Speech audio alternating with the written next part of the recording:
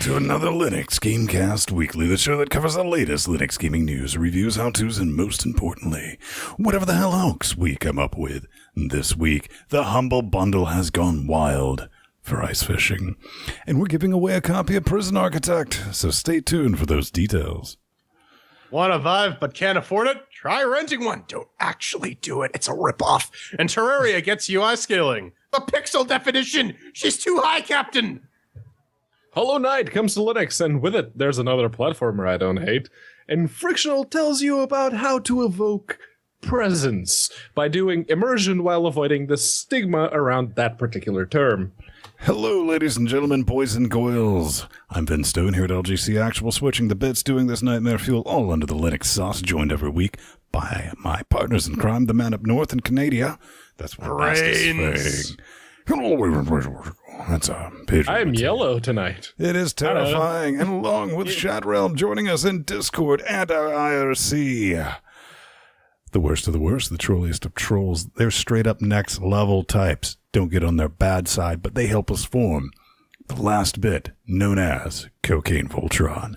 Before we get started, we'd like to see what's going on in each other's life organs. Pedro, what's up being all yellow, man? Are you're not blue? Yeah, he's got the No, jaundice. I'm not blue, I'm not green, I don't know. It's every time I turn on this webcam, it's a bit of a crapshoot as to what color. It still hasn't done brown.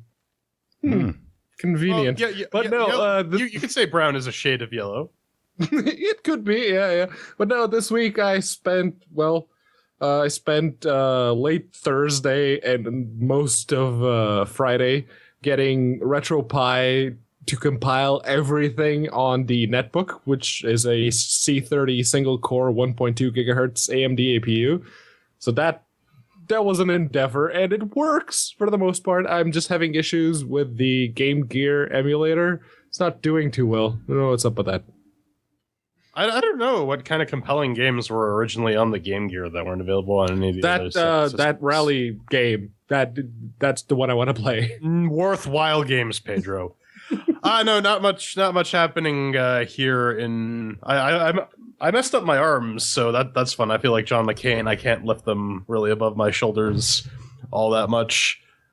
And yeah, I've been getting the crash course in Nginx and HA proxy, so if I see another Nginx config, I'm liable to break someone's neck. What about you, Vin? What's up? Oh, man. Just like one thing, got a wicked fun platform game that we're going to talk about in just a hot second, but it made me pull out the Xclone controller and use the directional keys, and turns out one was a little stuck, so I had to tear apart the Xclone. Notice no Microsoft branding on this thing. And, clean it out with a little bit of rubbing alcohol. This thing totes has Microsoft components and everything in it, so, yeah, that definitely happened. But something we take apart every single week and try to stick back together. It's getting a bit sloppy as of late, though. Yeah, and I mean, you don't want to do that with the Steam controller. That's a little too tightly integrated. You're going to break one of the haptic nipples. It's the Steam Update of the Week. Speaking of Steam controllers, they have themselves a nice little update for the April 17th Steam controller beta. They have a handy new little feature now that when you create a controller configuration, it'll automatically populate your clipboard with a link to that configuration so you can share it with your friends, which is either really handy or really annoying if you had something in your clipboard that you wanted to paste slightly afterwards. Beyond that, what do they have in here? Some shared controller configurations. The on-screen keyboard now will only be under the control of the person who invoked it, so that's interesting. Yeah, they also you can't hijack whenever someone is doing like the key combo activation thing. If you have another Steam controller synced to the same little nubby thing, let me just pull it out. There, you have more than one Steam controller synced with this. Yeah, you could previously hijack that key combo with the other controller. You can't do that anymore. It's been fixed. They also fixed, or at least attempted to fix, the issues whenever you were trying to sync a new controller, and there were already a few active controllers in this little receiver thing. So that apparently has been fixed as well. Yeah. So that's pretty good. Also in terms of Valve hardware, or HTC hardware, as it were.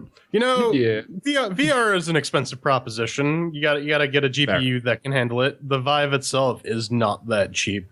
So why not put yourself in indentured servitude so that you can experience Keep Talking and Nobody Explodes, or Job Simulator, or Who's Your Daddy, that game where you have to stop a baby from killing themselves. If you go to the HTC website now, they have some financing options for HTC, for the Vive and a GTX 1070. So the short version is you can get a 1070 and a Vive for $1,000 or finance it for about $50 a month. A Vive and a desktop for $100 a month that has a modest i5 and a 1070, or a Vive and a beefy laptop for $125. Now, it's the combo with the Vive and the 1070 is actually pretty good, considering that you save about $200 off the entire proposition. So if you really wanted to get into VR, that would be the way to do it. But, there may be some other things stopping you from pulling the trigger on it, right, Ven? Well, you mean people have realized that getting face-fucked by a toaster is not exactly the best thing in the world? Well, here's the issue, man. I don't think the problem is people not having, that's their whole thing. Like, well, people just don't have VR-ready boxes. So if we get some duct tape and put a big price tag on it and give them the whole kit at one time, that'll solve everything. No, it won't. Why? Because, that's not the problem, Brad.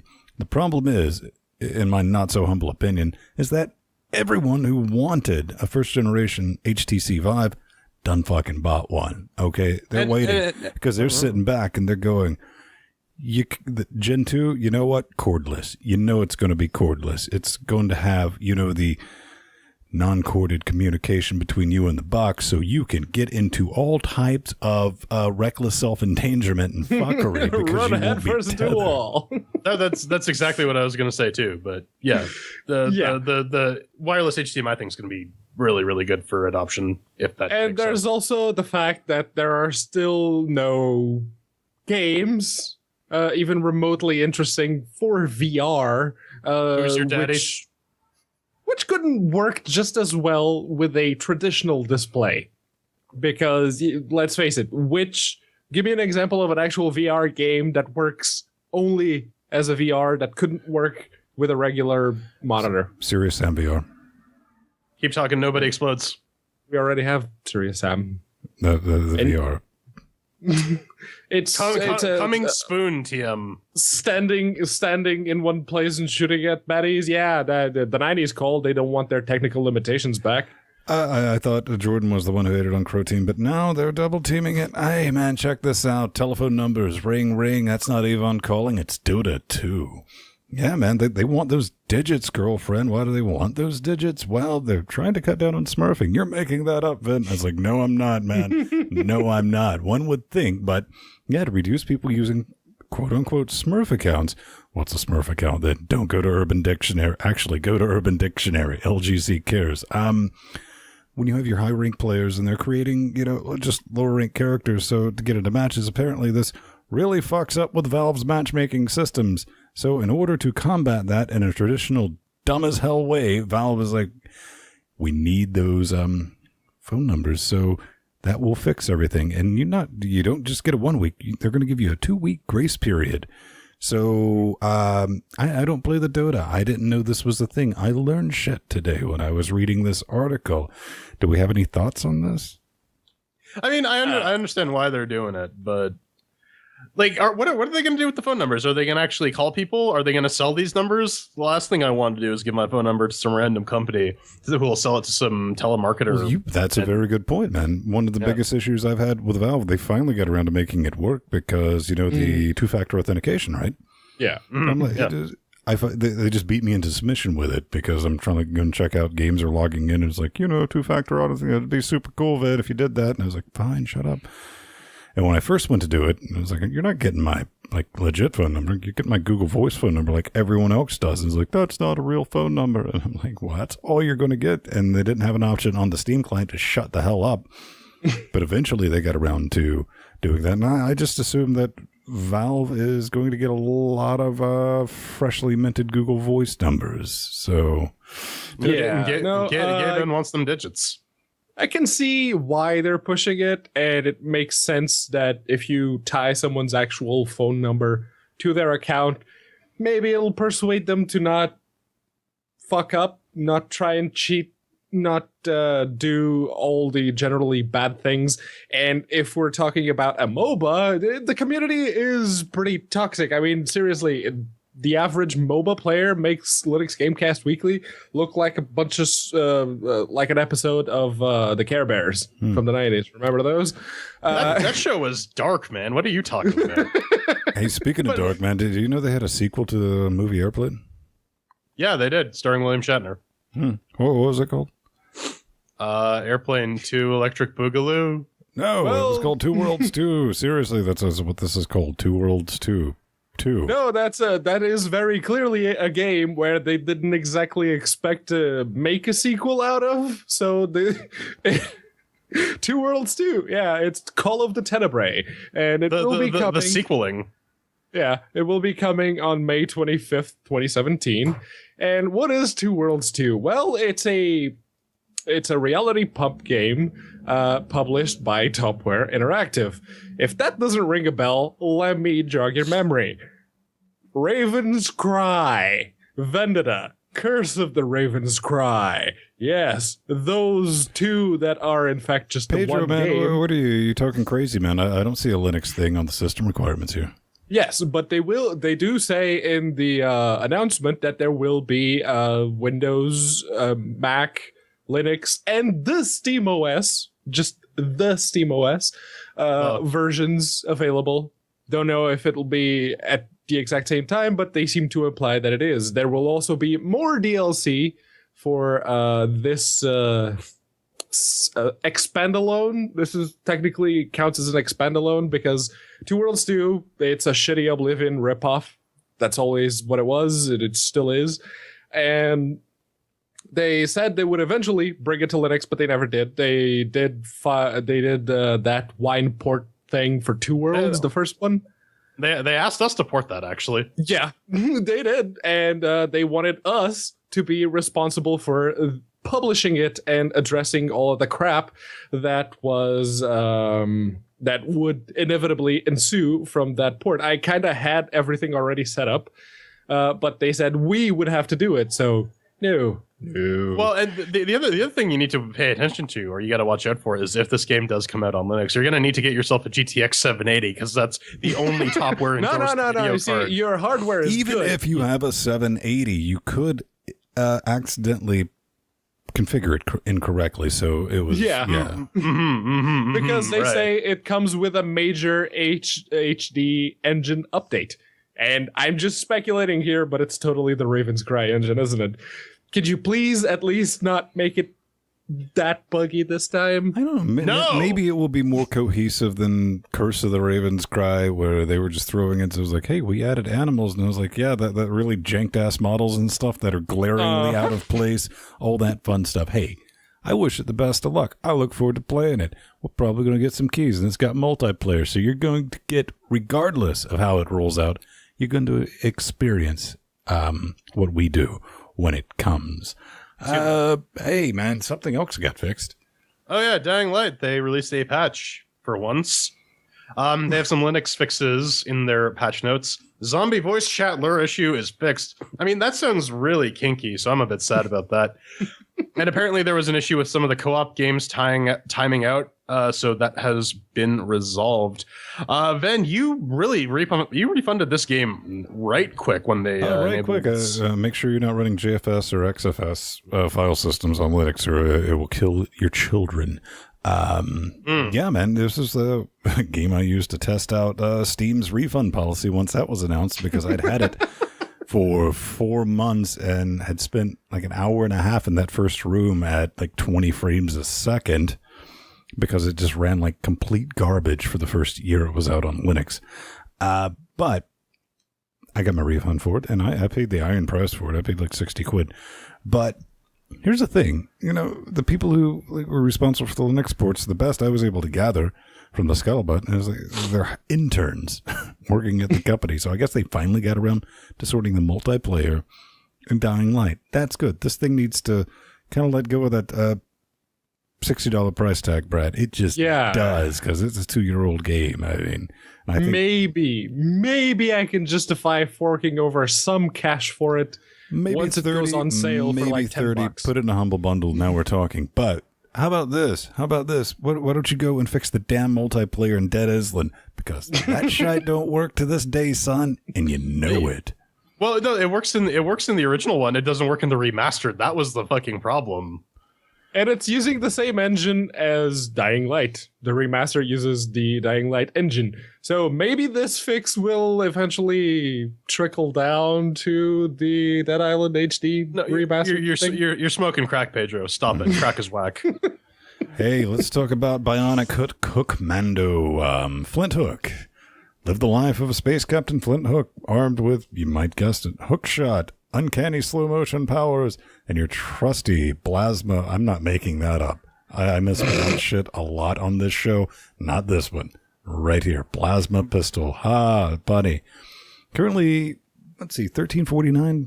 Normally $14.99 wet stinkies. I mean, it's your action indie adventure roguelike. Oh, man. Bite-sized snicker on this one. Yep, pixel graphics. You guessed it. It looks kind of all right. I mean, it really reminds me of Bionic Commando. Time mechanic looks kind of neat, maybe, but it's currently out.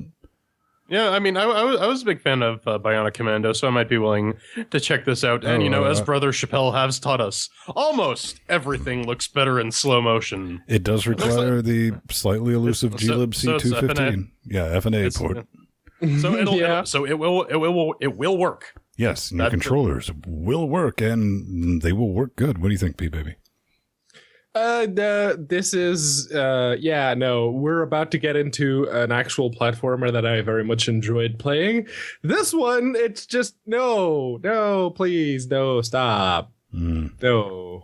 Okay, let's talk about... Yes! Let's talk about platformers I do enjoy, because Hollow Knight comes out with the French localization and Mac and Linux support. Yeah. So now you can get some Castlevania by any other name on your Linuxes. Yeah. Some more Castlevania. It is very much a Unity game, which was, I know it was surprising for both me and Ven, because I was reading the reviews and people were saying, oh yeah, it's got really tight controls and it's got, it's really, really responsive. And I'm like, okay, so they sent us keys for it. Kudos to the devs. Thank you very much. And when I installed it, it's like, oh, this is a Unity game. Oh, this is good. Really, really tight controls. And it does that thing that I love about platformers, which is they're a Metroidvania. It's a Metroidvania platformer, but it leans more on the Vania side rather than the Metroid side. And I like the Vania side. The Vania side includes Guacamelee and Salt and Sanctuary. And this one, pretty good. I was definitely digging it. I was looking around for something to play, even though we had a game to review. And I was like, I need something to wash this cock out of my mouth. This game did it. Put it in, hooked it up, turned it on. I was like, hot damn, this thing's pretty. I wasn't expecting that. Just looking at the screenshots doesn't really prepare you. Actually, before you get to the pretties, the sound, when you hit the start button, that sound fucking tells you right there you're in for a quality adventure. It's like, oh, that sounds so good. Controls, Pedro's 100% legit on this. This stuff is nest tight. Tight. Living proof that Unity, used correctly, is a fantastic bit of kit. Unfortunately, it's not normal. This is what I tore the X-Clone controller apart to clean the shit out, because I wasn't going to use the hat controller, because this thing will punish you for fucking up with the controls, and it's your fault, and you know it. The game knows that you know it. Game's like, ain't my fault, man. You fucked that up all on your own. It's like, damn, all right, I got to get good, son. Really digging it. First time I ever got a whiteboard here in the studio. I think we got the keys Thursday, and I got to the second boss 20 times in, getting killed. And I was like, fine, let it go. Put it on my whiteboard for Friday. I was like, beat that stupid monkey. Second level boss. 30 some more attempts later, late Friday evening, Old Man Vin was victorious, and I'm like 8 hours into this damn game. I'm looking forward to next week. But Blast from the Past in UHD. Oh yeah, Terraria. They have an update out. They fixed the UI scaling, so now you can play this game unlike, say, some of the other games of itself. Starbound. That was a real cough. God damn it. But yeah, so now you can play this at higher resolutions and not go to turbo squint mode. They've also fixed a number of stability issues under Linux, including one where the game would actually crash during world generation. This one was done using FNA as well, so it's good to see that they are going and fixing stuff that they find wrong with it. Even though it's a little too late. Terraria had its day in the sun, but can't fault them for keeping the game up to date and functional. Yeah. I don't care. I tried to like Starbound. I couldn't. But yeah, no. Yeah, Terraria and Starbound, we really tried to like Starbound. Let's play it multiplayer. It's like, yeah. Good. I mean, as Jordan and I both have, 4K air quote UHD monitors. So it's always nice to not have to, get up close and personal to see your inventory and all that fun stuff. But I've heard a rumor that an early access project's trying to do the right thing? ? Sort of. Insanity. So this is yeah, it's Planet Nomads, the No Man's Ski reinterpretation that said we're gonna make the game that everyone expected this game to be. Mm-hmm. They had a Kickstarter. They met their goals. They were originally planning on releasing on the 18th of April into early access, but apparently there are too many issues, and so what's happening is they will release it to the backers. They did release it to the backers on the 18th in the current state, but they're not gonna cut their early access for the rest of the what? I'm very confused. No, I think hold on. They say, why is it delayed? Because the game deserves to have many of its details to be better. So that answers a lot of questions. Absolutely, the whole thing, man. No, I understand the logic behind it. Like a Kickstarter back, I think they're playing, good guy developer here. They genuinely are. Because it's like you backed it and we said we'd get it out to you on this date. So here, go play around with it. It's not polished enough to actually start charging new people for the early access version. To that, I'll say that's actually rare to see developers being honest and maintaining a bit of quality control there. Mm-hmm. Even for a game that's already made a chunk of its money from a crowdfunding campaign. Right, Stainless? Where's Carmageddon? Motherfuckers. They fuck penguins, man. It's fine. Don't worry about it. All right. Put a bow on this. Ultimate Chicken Horse, that game that Foxy wanted us to play, so we bought us all copies. They now have level sharing in free play mode. So what that means is normally the game mode is you compete with other people and you progressively build up the level as you iterate over it.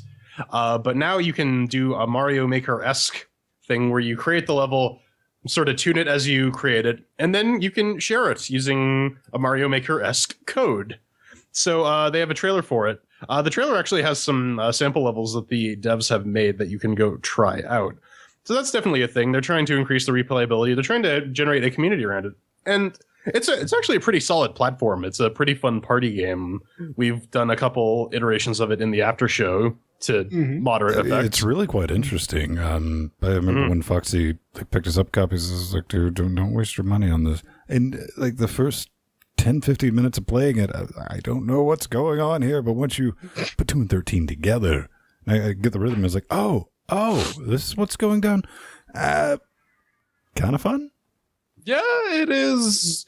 It's an alright party game. I will give it that. It's the entire thing is trying to make it as hard as possible for everyone else not to finish the level, but leave it so that you can still finish the level, which is it's a tricky balance to maintain, and it seems to do it reasonably well. And now you can make levels and share with people, so hey, that's cool. Indeed. So, coming up next, AMD releases some new hardware, sort of, kind of, not really. And Mesa has some new drivers. That's nice.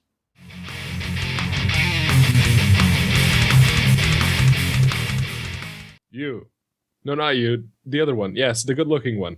you are awesome because you give us money and you keep us from having to, I don't know, talk about some ad that some company paid us to do. Pedro's awkward silence is brought to you by Ting. Yeah. You can listen Jordan's to it on Audible. Ramblings brought to you by Fleshlight. So yes, thank you all, and I'm going to take it away to Jordan so he can do the proper whoring, as it were. If I had one of those Hulk Hogan shirts, I would totally rip it off right now, because that's essentially what we're doing. We're whoring ourselves in. And you can fund our horrific meth habit by going over to patreon.com/LinuxGameCast to give us some money. 102 of you thought it was a good idea. So peer pressure, do your thing. Yes. We got some lovely people we want to thank about giving us some money. Dan Testerman, Vikas, who has done a very good job for himself after being turned into a cricket alien. Thank you for giving us some money. And Andreas Zeiser. Zeiser? Yeah, Zeiser has kicked us some money over on PayPal. We'll get to how you can do that in a little bit. But for you Patreon peeps, Prison Architect is a pretty expensive game, despite the fact that it shows up in Humble Bundles pretty consistently. So if you want a free copy of Prison Architect, for this episode 244, on Patreon, leave a comment. Let us know what your last meal will be, and we will pick the most disgusting thing that we can think of.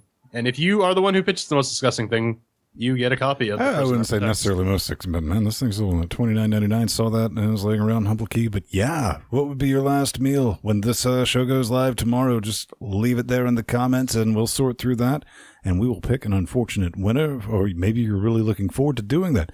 But go check out the Patreons because we're going to give you your own custom RSS feed. If you're new to this, an extra hour, you get an extra show every week of the three of us on our pre-show. Right for your ear pussies. It's kind of awesome. We also Jordan. We also got the Game of Who's now. Yeah. As he finishes my sentence, we're like an old married couple. It's awesome. We're going to be throwing a new one of those. And a bunch of other cool bullshittery. But, yeah, man. We click on the support us button because, oh my God, it's me. I'm frozen in time on the live page. But if you click on over there, we got some Amazon affiliate links for US, UK, France, and Canada. You can just give us money directly over Amazon. You can give us some money over PayPal like Mr. Zeiser did. And holy shit, we support decentralized magical internet currency that has no intrinsic value, but is still worth hundreds of dollars. So if you want to send us some Bitcoin fraction, speculation, you absolutely can. Someone actually did, and we don't know who they are. Yeah, terribly mysterious person kind of threw it in, just sprinkled a little bit of Bitcoin. I was like, okay, I've set this thing up. It's kind of neat. It's open source. It's magic internet monies. And we've always, like once a month, somebody show up in chat room. I was like, well, I would, man. I would. I've been thinking about it, but you don't support. We support the wave and put a QR code on there for your cameras, man. It's kind of brilliant. And if you're like, got some coins laying around, throw that together. You can't figure out what to do with them. We can definitely figure out what to do with them. We can continue screaming about Linux, and we can start upgrading the studio to this 2.0 thing, which is also part of the wish list thing. Got some big plans coming up, some big ideas for that. But yeah, if you can send those over our way, let us put them to good use and spread the word about our Lord and Savior, not Nicolas Cage, but Linus Torvalds and all the games that we can play on his fantastic system. But AMD has released not quite a new fantastic system of video cards, but they have definitely released a new system or type of video cards. No, they literally just rebranded the RX 480, the RX 470, upgraded, they overclocked the GPU a little bit. They made sure the memory was compliant, so it's always the same ish memory bandwidth that you get on the cards, and you still get like 8 and 4 gigabyte versions for the 570 and 8 gigabyte versions for the 580. Look at those CU counts, man. They are not any different from what we've seen in the past. Yeah, they are. They have the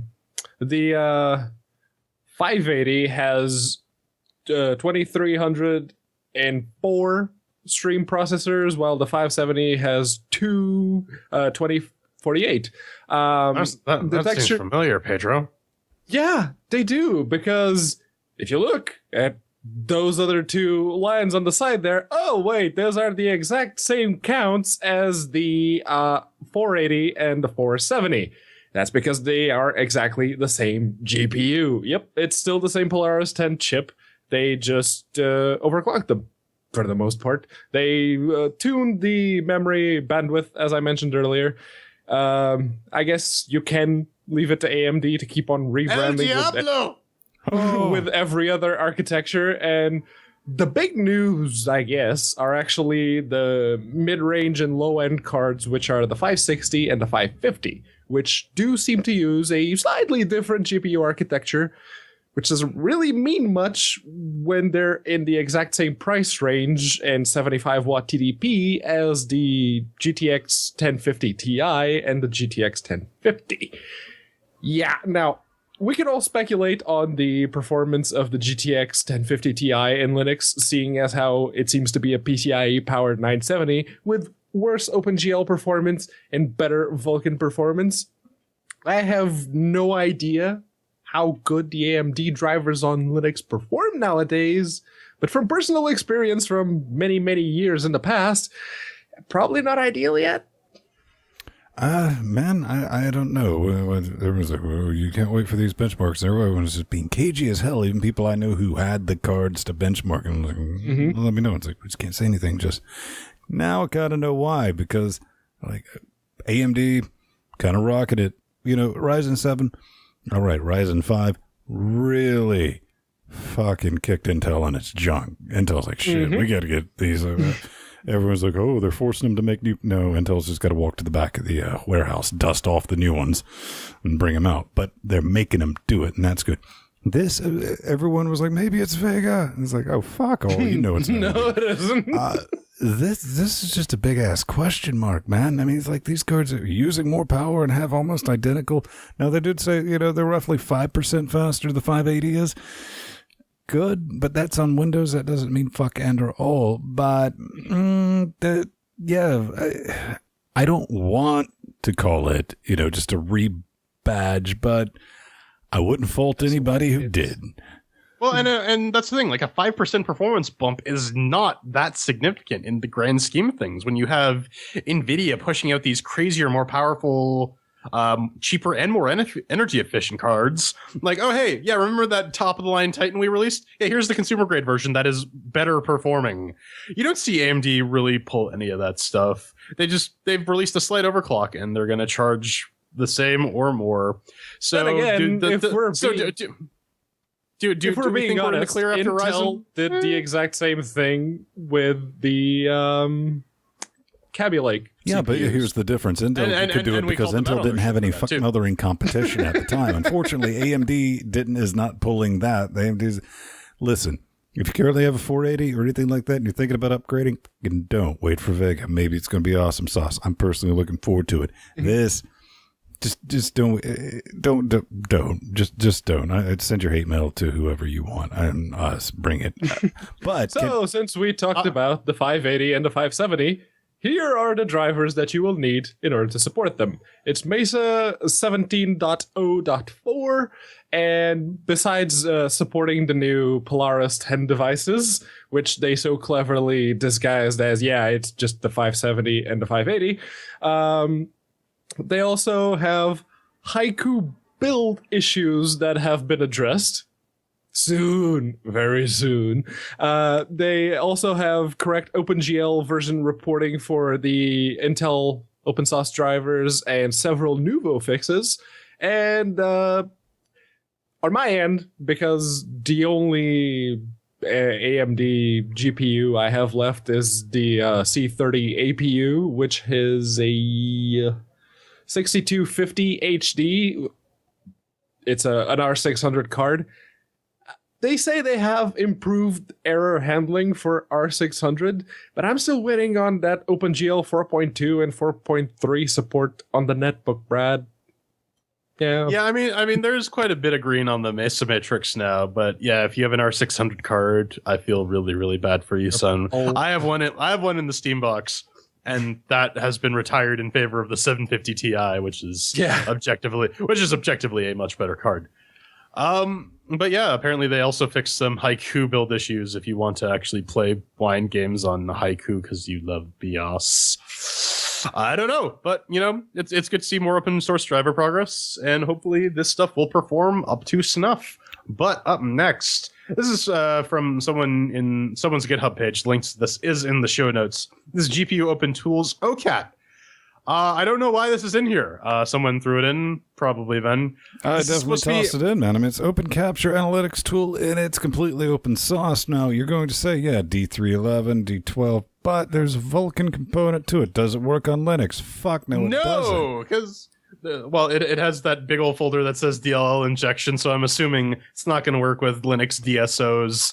There's also the whole thing where it has the Visual Studio compile stuff. No CMake, no scons. Apparently, Ted Nugent has something to do with this because there's a nugent.config. Supposedly, this just sets up a little overlay in your DirectX Vulkan app to give you the FERPs and performance counters. So if someone manages to hack this to work on the Linuxes, that would be nice. I'm pretty sure, though, that if you do DSO tampering, at least in SteamOS, on a multiplayer game, Valve's going to VAC ban you because that's they how could, typically... yeah. And if we go back to the old OpenGL maximum of no third-party shader calls in between the driver's shader calls, that's a big no-no. But that seems to be what this relies on. It's got a DLL injector that it's in one of the build folders, and it's very much a DirectX based overlay. So yeah, probably not going to work in Linux. And it would be nice if all those people who claim to use Radeon GPUs under Linux, if they could, make this work over here in Penguin Land, be it in OpenGL or Vulkan, preferably both. Unless, of course, that is just internet posturing that they're doing. That's what the Talos benchmark is for. Obviously. Well, right. I mean, I've even heard rumors that the Talos benchmark has some type of gaming mechanic built into it as well, but I've never bothered to test it. But hey, man, it's a thing. Go look at it. Just kind of poke around, be like, it's neat. Maybe it'll give somebody idea, nay, inspiration to come up with some similar tools. But it's completely open source, and I just wanted to give it a mention. That's a crazy idea, but not as wild as what the whole take off your shirt. Woo! No, man, it's not that kind of kinky. It's a different type of kinky. We're talking about the humble Wild Frontier bundle. Pay what you want, beat the average. Gods will be watching Ice Lakes, Frontiers, Hard Vest, Renowned Explorers, something with a truck, and the only game anyone gives flying fucks about, Slime Ranchers. That's right, for a measly 13 wet stinky caches, you can unlock a game about nothing. So the game? Yay or nay? No, it's we were talking about this on Wednesday, and then I saw the ice fishing one, and I was like, oh, geez, man, just go ahead and build the log cabin and get it over with. But then they're like, up to 32-player multiplayer, and I was like, 32-player multiplayer ice fishing? The future is here. That's some after show bait, man. Let's do it. Let's do some fishing. There is one thing about this this bundle, which is Frontiers. It doesn't say it supports Linux, but it does have a Linux version available on Steam. It's just that the developer doesn't really know how to Linux. His background is from doing special effects over in Hollywoodland. So he's not so good with the programmings and the OpenGLs, and even though Frontiers is a Unity game, he did a lot of stuff by hand, and most of it was very, very reliant on DirectX. The game kind of runs like ass on Linux. 28 fish species, man. Come on. But yeah, that's Frontiers. The one game in this bundle that I really wanted was Spin Tires, but that doesn't even work in Wine. So yeah. I actually, speaking of ice fishing, I remember Sophie Holden was mentioning that she wanted to actually build some like crazy multiplayer fishing MMO. I think this person stole your idea, Soph. I want to kick their butts. But up next, it's time to get spooped. Yes, and the masters of pooping your pants, the fine folks at Frictional Games, well, they have done one game. It's just the one Frictional game that they keep releasing with different names, and they've gotten really good at it. They are the fine folks behind Amnesia: The Dark Descent and the old Penumbra series, and the last one was Soma. And they are basically, they did this post to show people how to evoke presence. Yeah. There's getting face fucked by a toaster, then there's getting face fucked by the oven. This is the latter. By the This looks like some Ed 209 shit. What the hell? So that's actually that bit of the blog post is about, okay, so what about VR? VR seems to be the ideal tool for bringing about presence, and what they call presence is blurring the lines between you as a player and your character in a game. What everyone else in the industry calls immersion. But immersion has sort of become faux pas in certain circles of the gaming industry, so that's kind of a bad word. They're calling it presence.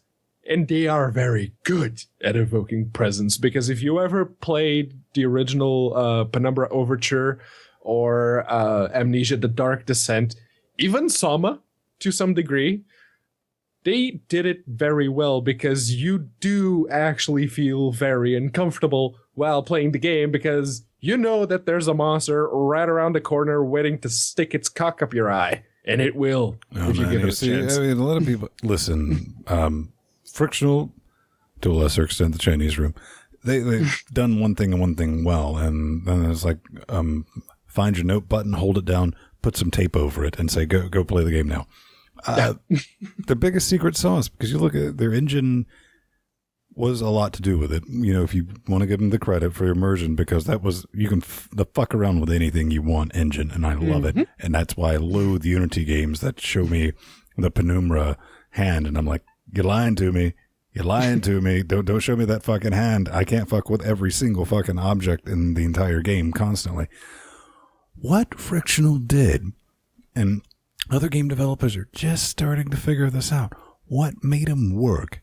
The secret sauce was something that it seems like everyone else overlooked. You can't fight back. That's how you tape down a note button for somebody playing. I'm not saying they're overhyped for that's what they figured out, and they fucking ran with it, and that is the basis, the core mechanic of every game that they've ever released. You're fucked. Oh, but then in the first one you could get a pickaxe. Did you try to use it, Brad? All right, you might as well not have had it. Jay, baby, you got any thoughts? Yeah, I mean, you're right about the whole not being able to fight back. Imposing a real sense of helplessness on the player, making them feel reactive as opposed to proactive. The Alien Isolation guys did a fantastic job about this. It was a bit of a riff, though, because while you couldn't fight the alien, you could spook him off for a little bit. You could use the flamethrower to shoo him away, but he was still always there, lurking around, waiting. You knew he was there, and he was waiting for you to just drop your guard, and then he'd face fuck you. And then, of course, there were all the little face huggers hiding around all the blind corners that if you didn't check the corner before going to the room, you died. But, you know, that is definitely a thing. Now, Frictional has done a pretty good job at inspiring a good oppressive atmospheres. I think that's their strength. I'm interested, though, if they could apply that formula to like another genre other than horror. They tried a bit with Soma, but Soma was more an interesting science fiction philosophical conversation than it was a horror game. They did throw some monsters in there, and everyone basically agrees that that was the weakest part of that game. Come on, Frictional. I mean, what Jordan just said, that's the type of game they wanted to make, but somebody on the team's like, gotta have monsters, and they must have really fucking petitioned for it, because they kind of, as an afterthought, threw some Annoyatrons. Fortunately, there's some workshop shit that removes the Annoyatron, so you can just experience the game. Why are we talking about a Windows game? Because it's free, and maybe at some point you can run this particular version on one. So in Blizzard, those guys that absolutely hate Linux, despite the fact that they have a functional WoW version of Linux, whatever, it doesn't matter. They ported the original StarCraft and Brood War to the StarCraft 2 engine in StarCraft Remastered. And as such, they have no reason to sell the old OG StarCraft and Brood War. So they have gone and done what Bethesda did with the older Elder Scrolls games and made them free. So you can download them. They're the updated versions that are meant to work on Windows 10 and the latest version of OS X. So there's going to be some issues getting it running in Wine. I mean, if you really want to play StarCraft 2 in Wine and you don't want to pay, or StarCraft 1 in Wine, you don't want to pay for it, there is an ancient ass like Razer 911 pirated version that it's easier to find than convincing your mom to deep throat a sausage. But you know, whatever. Then you have some issues. Go on.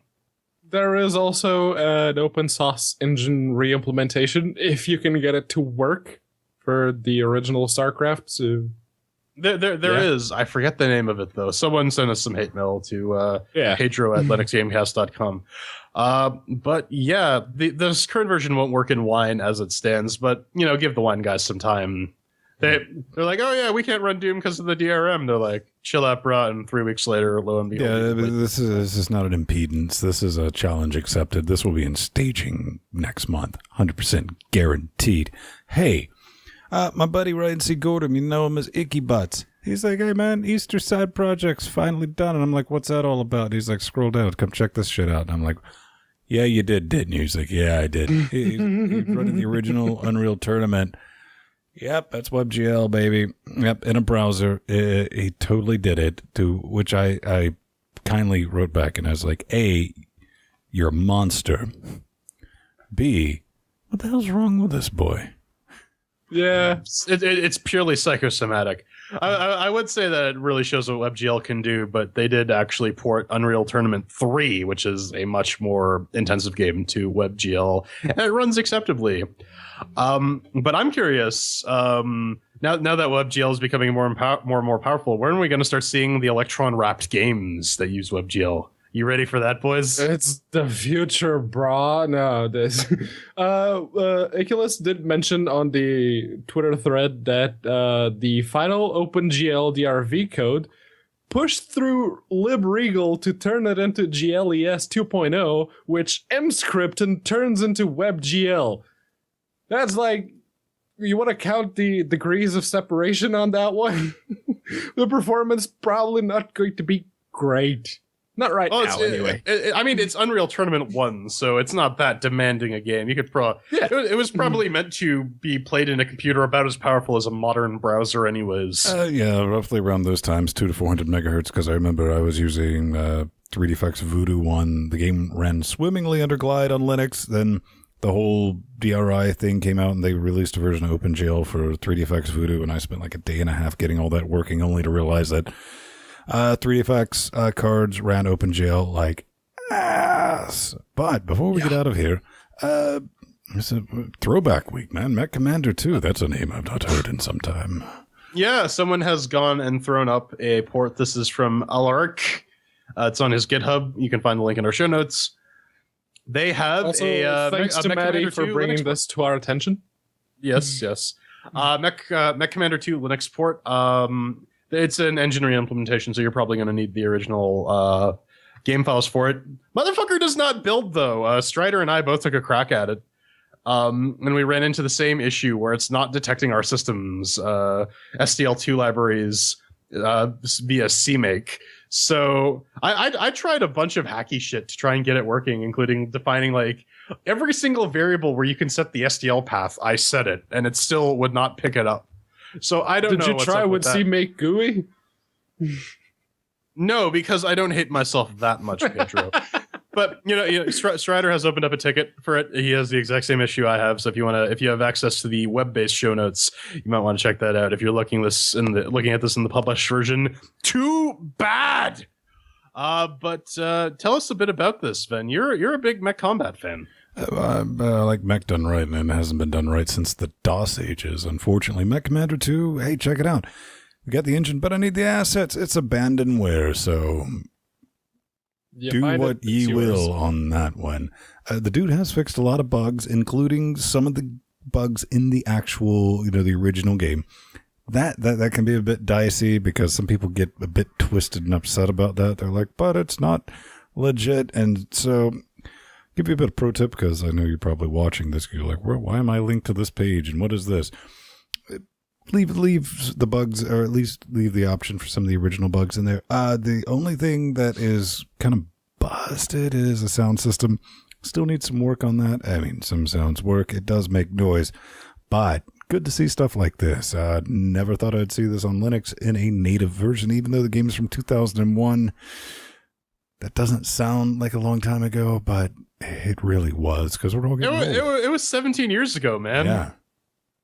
16, but we're just picking at the nits here. Never only played Mech Commander, and if Brigador is anything to go by, I don't think I missed much. Yeah. Anyways, coming up next, we're covering a game that not 100% sure is racist, but we'll get into that a little bit more in the Chairquisition.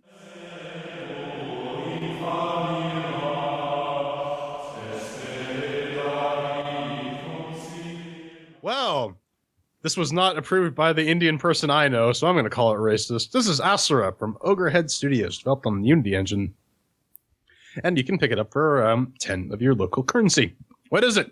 Ashura is a top-down indie hack-and-slash game set in a fantasy world inspired by the richness of Indian mythology, even though their main character is based on a Muslim jinn. It features heavy roguelike elements and a unique procedural skill tree, which changes on every playthrough. So let's kick off the Chairquisition, if it will suffer through 1,000 years of torment. 1 chair means that's bleh. 2 chairs means that's meh. 3 chairs means that it's woohoo. And 4 chairs means that, oh my god, it's fantastic! We also have categories of doom, makes with the working, shiny sounds, controls, and fun. So let's kick this off. Ben, did Ashura make with the working? Oh man, over here on the AMD 8150, powered with a 980, displayed at UHD, running the Ubuntu 1604 LTS dot whatever the hell it's at this week. It works now. Let's say that. It works now. What do you mean, Ben? It's like, well, for the first 3 or 4 days after it launched on Linux, it didn't work at all. But they finally sorted that little issue. And, the initial launch, like the day it came out before it received that immediate other update, it caused my UHD monitor to power cycle. I don't know how the fuck they managed that. I ain't even mad, man. Kind of impressed. But currently, as it stands, in front of the chairs, everything works. Controls work, it launches, loads are reasonable. Nothing to report fun, so solid 4. Yeah, I was about to pull out the hashtag Lestrader, it works for me, but I decided to spin this up on the TV box because I felt like being lazy and sitting on a couch and playing some video games. And it had some issues. You couldn't switch weapons with the controller. Some of the control inputs were noticeably delayed. But that was on the A1050-800K with the GTX 970 on Fedora 25. On Fedora 24 with the i7 6700K and the GTX 980. It works perfectly fine. So with that little bit of mix-up, I will have to give it 3 chairs. Yeah, the first few times I tried to start it, it wouldn't start. Tried restarting Steam, didn't work. So I closed Steam, went to the games folder, started it from there, and lo and behold, it finally did its thing. But then, when it finally did start, it failed to recognize my multi-monitor setup and set itself to 2560 by 1440. So, no, you're going to get dinged the chair. This was on the FX 8370E with a GTX GTX 1080 and the running on Ubuntu Mate 1604.2, if I'm not mistaken. 3 chairs. All right, well, that's 3 chairs to mix with working. Let's kick on over to Shiny and Sounds. Ben, did the desert sands of Ashura blind your eyes with its shine? That's racist, man. Check this out. It doesn't make a very good first impression because they're not alone in doing this. I just want to know when people are going to learn how to encode intro videos so they don't look like absolute wank, which this one does. This looks like something on the YouTubes from 2008, if we're being nice. I mean, brass tacks, visually, you're looking at it right now. Let's be honest, gentlemen, this kind of looks like a mobile game. A really good-looking mobile game, but, we've definitely seen far better quality come from far smaller teams, newer teams, actually. Everything's kind of sparse. That's why it just really reminds me of a mobile. And, but, again, like I said, it's not ugly. Not much to the environments. You're in a dungeon, you get skull-fucked. More about that in the fun section.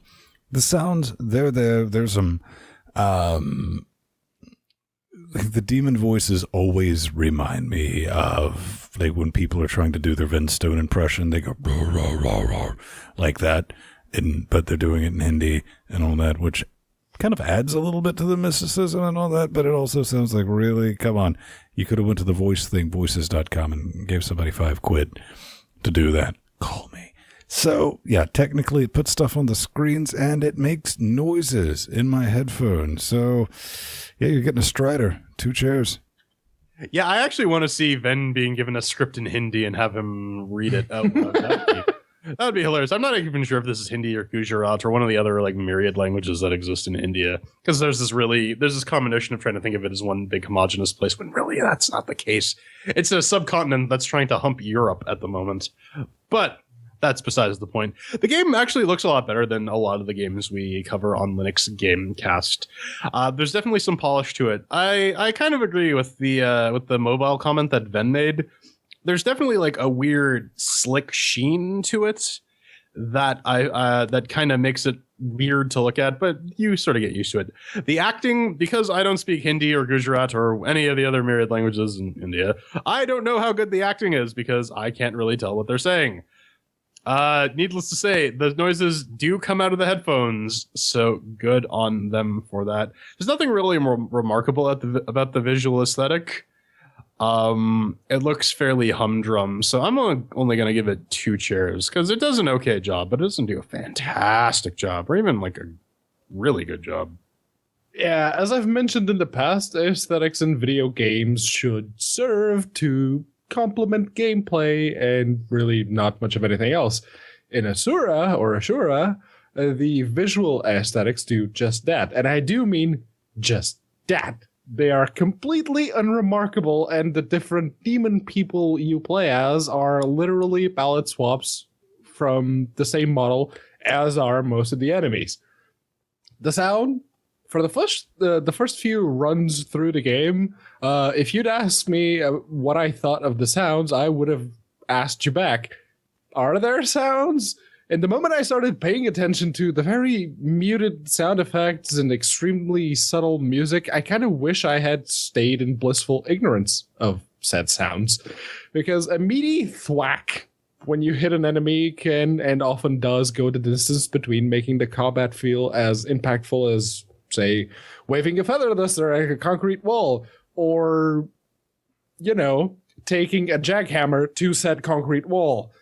This game, unfortunately, does the former. 2 chairs. Yeah, because you use feather dusters and jackhammers much in the same way by swinging them around. Anyways, up next is controls. Ben, you did control. Well, the most recent update, which was today, kind of sorted everything out. The last update after an initial launch caused the up button on the X-Clone controller to always be pressed in that direction. So I was like, damn it, close it. With this game, you kind of get the feeling that you were genuinely doing the QA for this, you know, after picking up a copy. It was resolved after relaunching the game, like a lot of things with this particular title. And really, the only complaint I have with this, and you're watching the video, is why, for the love of flying spaghetti monster, did you bind movement and aiming to the same fuck mothering input? Rookie mistake there. That sucks, because logically you're trying to run and point, and it's just bad. That's a bad idea. You can't do anything to unfuck it right now. I mean, even if you want, it was like, what about keyboard? What about keyboard? There's a button there. Click on it all you want. There's no, but if you do look like, we're going to release a beta with keyboard support with WAS, but you can't rebind the controls. Why not? Because fuck you. Maybe we'll get around to it one day. Yeah.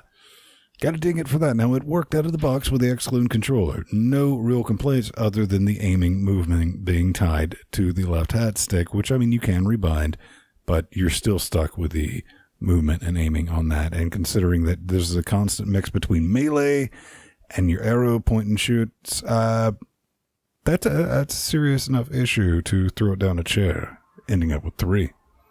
Yeah, I always love when I start up a game and I plug in my DualShock 4 controller, little PlayStation 4 controller. I like it. It fits in my hand rather nicely.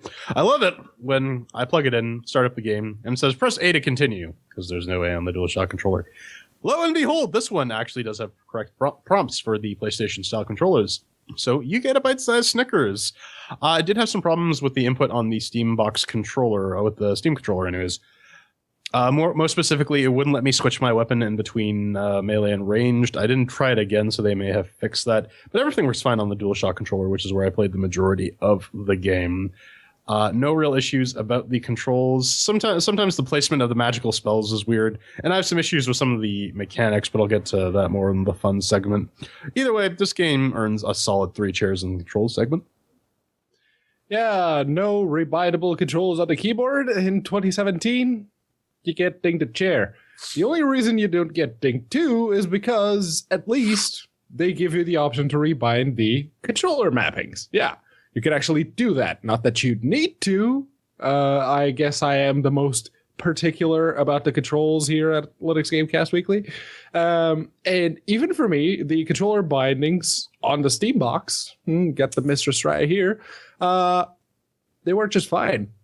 I did no issues. So outside of the lack of rebindability of the keyboard, 3 chairs. All right, well, that is 3 chairs for controls. Let's wrap this up with fun. Ben, did you have fun playing Asura? Tons of fun. When I realized I didn't have to play it anymore because I was done writing on my fun section, which is kind of short, kind of sweet, a little bit dirty. Not really.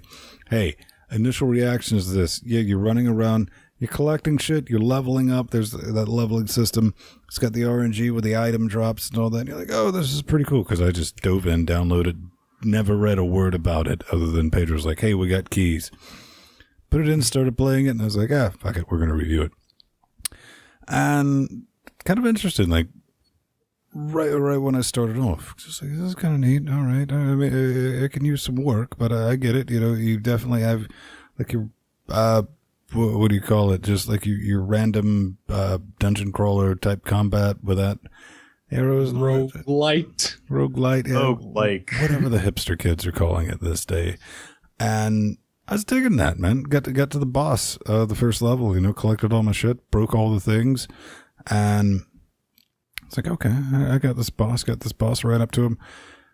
Didn't dodge his first attack and killed me dead. I was like, fuck, I fucked up. Take 2. Now, naturally, I'm on the first level. Starts me back at the first level, not thinking twice about this. And I was like, yeah, I deserve this. Go through, spend more time, actually find the forage, build some armor, upgrade my sword, come kill the boss. I'm like, all right, we're getting somewhere. And I had upgraded some of my skills. And I was like, I'm digging this, man. It doesn't really have any story or anything to it that I give 2 fucks about. But, you know, I'm going to level up my character. I'm going to save him. And, you know, I like character progression. You know, I like story progression. But in the absence of story progression, as long as I got my character, it's like just makes him like wicked badass and just go curb stompatron and everything. Get to level 2, play.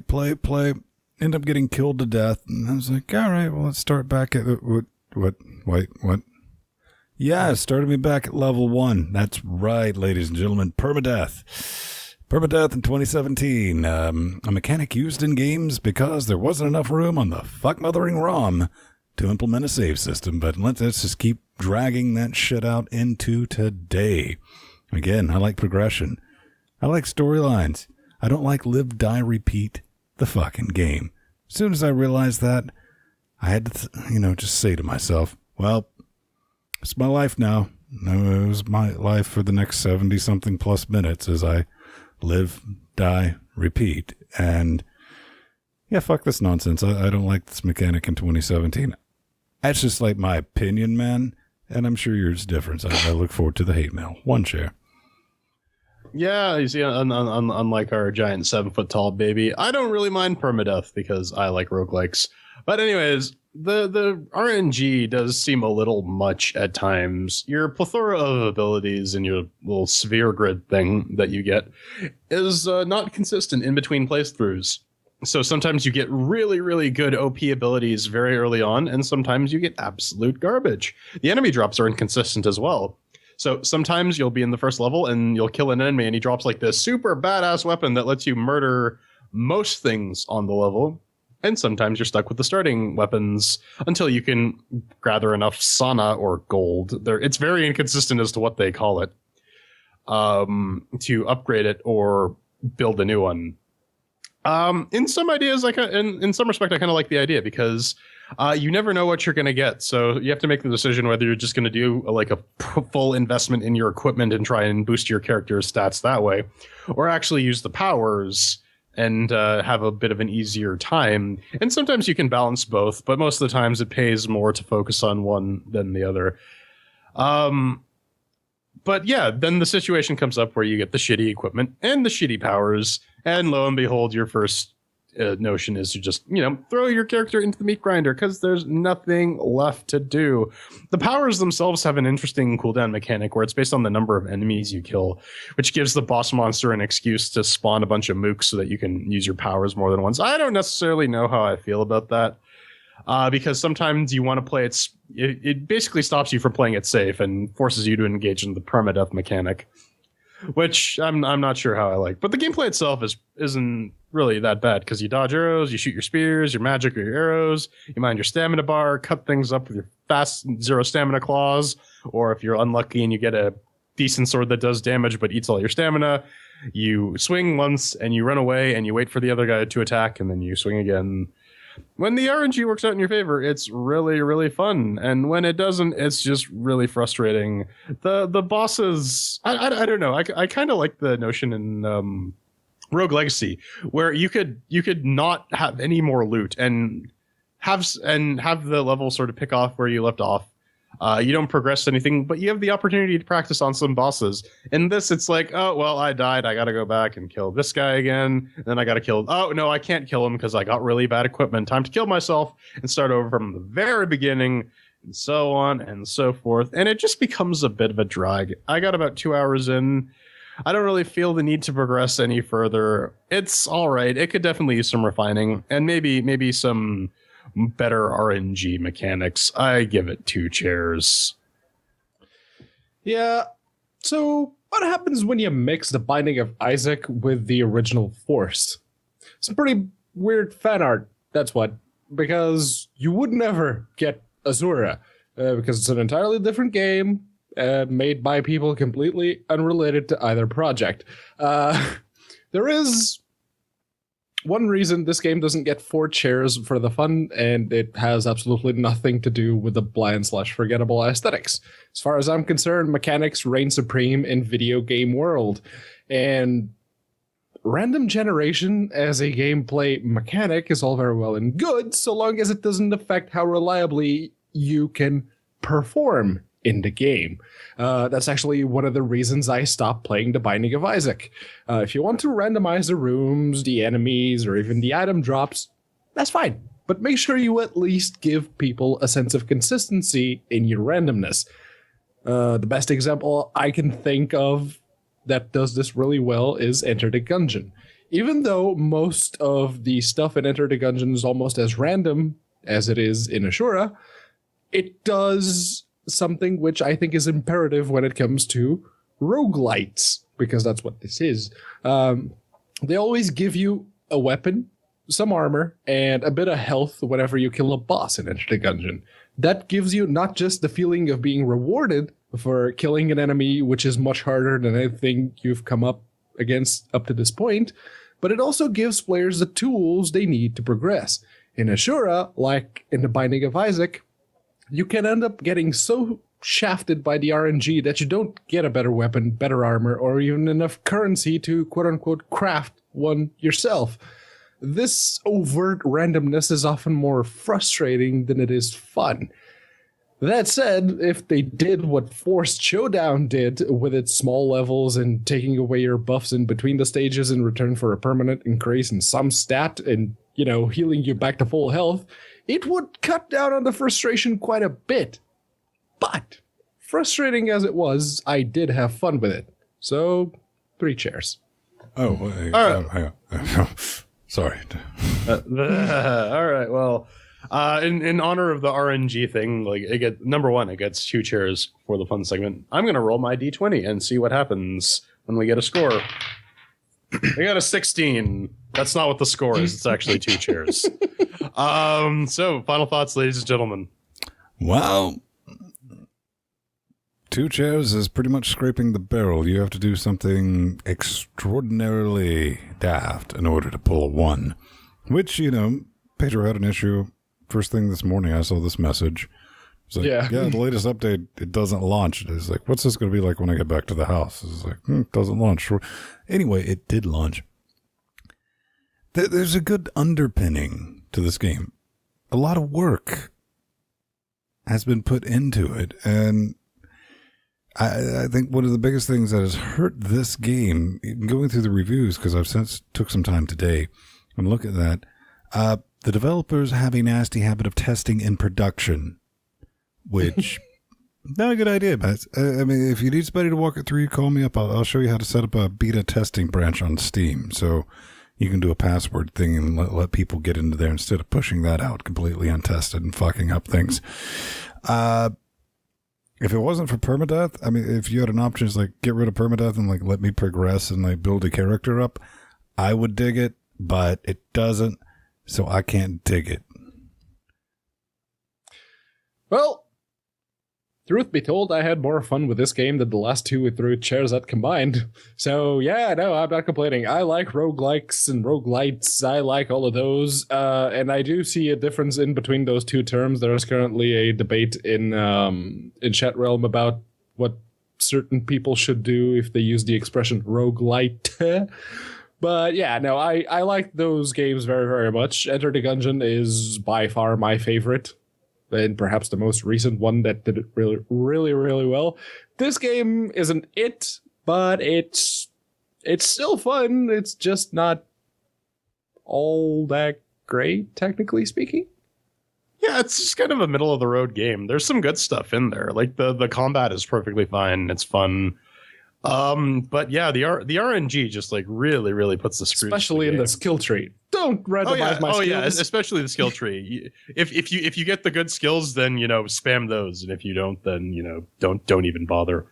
Yeah, the game is just all right. I'd like to see some better output from the studio. Maybe if they release Asura 2, maybe they'll take some of these complaints to heart and fix it, or maybe they'll do something completely different. It's good to see product. Apparently, the dev team for this was completely out of India, so that's kind of neat. We don't see a lot of games coming out of that country, at least in the mainstream or on Linux Gamecast. So I'm looking forward to seeing some further output from these guys, because this is an okay start. Coming up next, I want you to fundle me in my special place.